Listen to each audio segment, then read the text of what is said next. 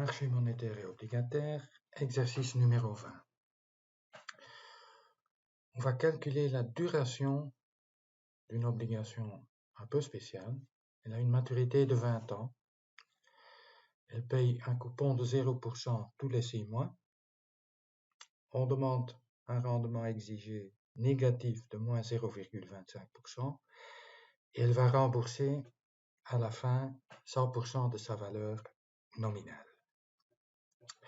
Alors, avec un coupon 2 fois par an et 20 ans d'obligation, ça nous fait que 40 chiffres à calculer. Heureusement, il y a Excel, mais encore plus heureusement, il ne faut même pas calculer parce qu'on connaît la duration de cette obligation, elle est de 20. Pourquoi est-ce que j'ose dire ça? Tout à fait comme ça, parce que j'ai vu que la maturité était de 20 ans.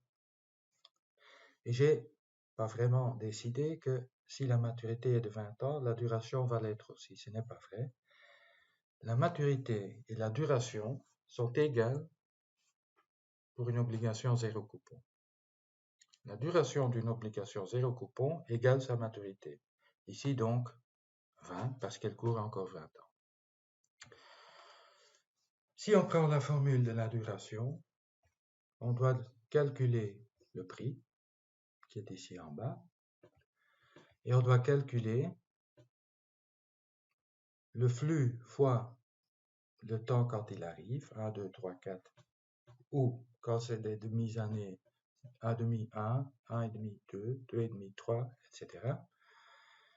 Et à chaque fois, on va actualiser ce flux au taux de rendement exigé, ici, moins, donc un taux négatif, moins 0,25%.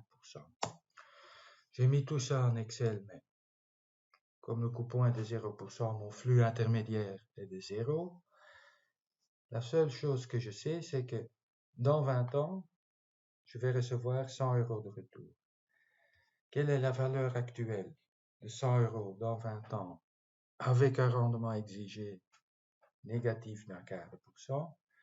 Aujourd'hui, je vais payer 105 € et 13 centimes, même un tout petit peu plus, mais 105,1337 € pour avoir dans 20 ans 100 € de retour.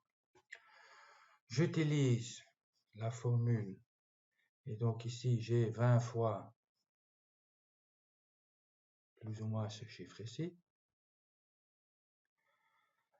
Si je fais 20 fois ceci divisé par ceci, j'arrive naturellement à 20.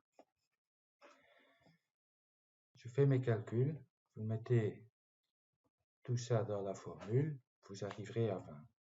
Une obligation zéro coupon, sa duration est égale au nombre d'années que vous allez attendre pour avoir vos sous de retour.